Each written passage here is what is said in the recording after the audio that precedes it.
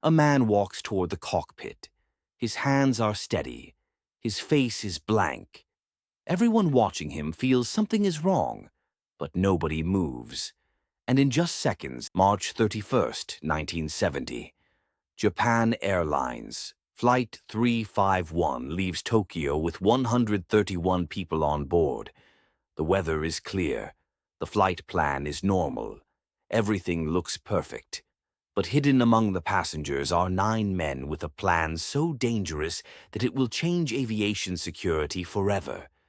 This is not just the passengers settle into their seats as the plane climbs higher into the morning sky. Some are traveling for business. Others are visiting family. A few are tourists excited to see new places. Everyone believes this is just another flight.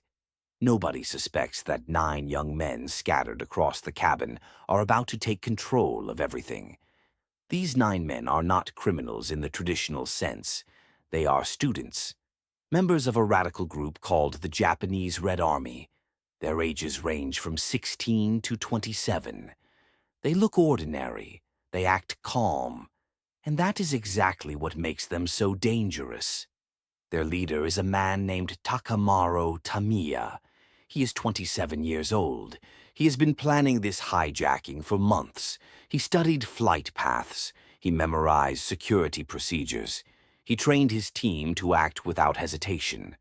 And now, as the plane reaches cruising altitude, he gives the signal. It starts quietly. One of the men stands up and walks toward the front of the plane. Then another. And another. Passengers notice but think nothing of it. Maybe they are going to the bathroom. Maybe they are stretching their legs. But then everything changes in an instant. Suddenly the men pull out weapons, samurai swords, homemade bombs, pipes wrapped in tape. They shout orders. They block the aisles. They storm the cockpit. Passengers scream. Children cry. The flight attendants freeze in shock. Within minutes, the entire plane is under their control. The hijackers force the pilots to change course. They are not going to the original destination anymore. Instead, they demand to be flown to North Korea. They want political asylum. They want protection. They want to escape Japan and join a communist revolution on the other side of the world. But the pilots have a problem. The plane does not have enough fuel to reach North Korea. The hijackers do not care. They threaten to kill hostages if their demands are not met. They hold sword. The plane is diverted to Fukuoka Airport in southern Japan. The hijackers agree to refuel there, but they refuse to release any hostages. Japanese authorities scramble to figure out what to do. Negotiations begin. The hijackers repeat their demand: North Korea or death. There is no compromise. Hours pass. The plane sits on the runway. Passengers are terrified. Some pray. Some cry silently. Others sit frozen, too scared to move. The hijackers patrol the aisles with weapons drawn. One wrong move and the situation could explode into violence. Meanwhile, Japanese officials contact North Korea. They ask if the country will accept the hijackers. At first, there is no response. North Korea is unpredictable. The government operates in secrecy. Nobody knows what they will decide, but eventually they agree. They will allow the plane to land in Pyongyang, the capital of North Korea. However, there is another problem. The hijackers do not trust anyone. They believe the Japanese government might trick them. They worry that the plane will be shot down or stormed by police. So they demand proof. They want a high-ranking Japanese official to board the plane as a hostage, someone important, someone whose life the government will not risk. Japan agrees.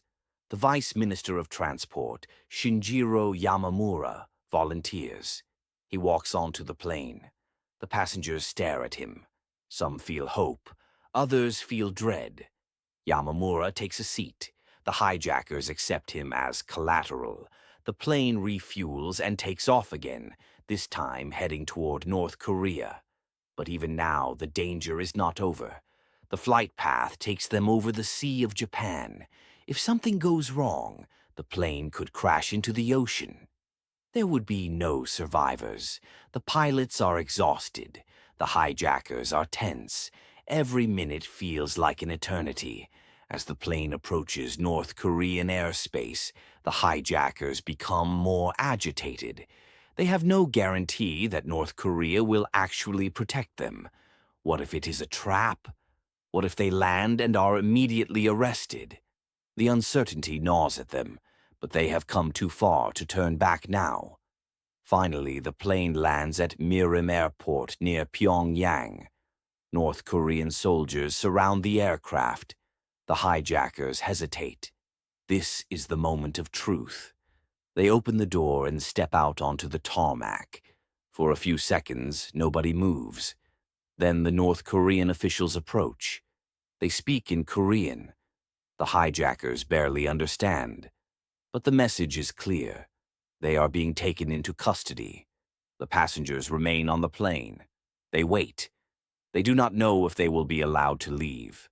Hours pass. Then, one by one, they are escorted off the aircraft. They are processed by North Korean authorities. Some are questioned. The Japanese government negotiates for their release. North Korea holds the passengers for several days. It is a diplomatic nightmare.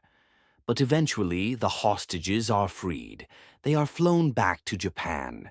They are safe. But they are also traumatized. Many will never fully recover from the fear they experienced on that flight. As for the hijackers, their fate is very different. North Korea grants them asylum, but it is not the paradise they imagined. They are isolated. They are monitored. They are used as propaganda tools by the North Korean government. Some of them regret their decision almost immediately, but there is no going back. Leaving North Korea is impossible. They are trapped in a country that does not trust them and does not need them. The hijacking of Flight 351 becomes a turning point in aviation history. Before this incident, airport security in Japan is almost non-existent. Passengers walk onto planes without being searched. Carry-on bags are not inspected. There are no metal detectors, no armed guards. The idea that someone could smuggle swords and bombs onto a plane seems impossible. But Flight 351 proves that it is not only possible, it is easy. In the aftermath of the hijacking, governments around the world begin to take security seriously. Metal detectors are installed in airports. Passengers are required to pass through security checkpoints. Carry-on luggage is searched. The changes happen quickly. Within months, flying becomes a very different experience. But the impact goes beyond security measures. The hijacking exposes the vulnerabilities of modern air travel. It shows that a small group of determined individuals can take control of a plane and hold an entire government hostage. It forces countries to develop crisis response teams. It leads to the creation of specialized negotiation units. It changes the way law enforcement thinks about terrorism. The psychological impact on the passengers is profound. Many of them suffer from nightmares and anxiety for years afterward. Some refuse to fly ever again. Others become vigilant, constantly scanning their surroundings for threats. The trauma of being helpless at 30,000 feet, with nowhere to run and no way to fight back, leaves deep scars. For the hijackers, the outcome is far from what they expected. They believed they were revolutionaries fighting for a cause. They thought North Korea would welcome them as heroes. Instead, they become prisoners in a foreign land.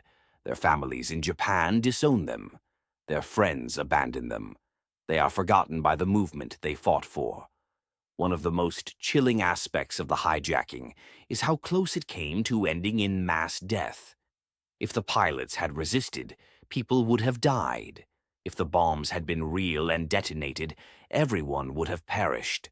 If North Korea had refused to accept the hijackers, the situation could have escalated into a bloodbath. The fact that all the passengers survived is almost a miracle. Flight 351 is more than just a hijacking. It is a case study in how fear and ideology can drive people to commit unthinkable acts. It is a reminder that even the most ordinary moments can turn into life-threatening crises without warning. And it is a lesson in how one event can force an entire industry to change the way it operates. The passengers of Flight 351 did not choose to be part of history. They were ordinary people on an ordinary flight, but in the span of a few hours they became hostages in a political drama that captivated the world. Their courage and resilience in the face of terror is remarkable.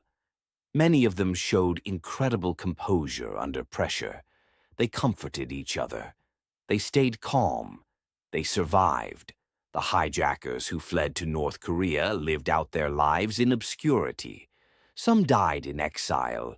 Others managed to leave North Korea and settle in other countries where they lived under aliases. A few returned to Japan decades later and faced prosecution.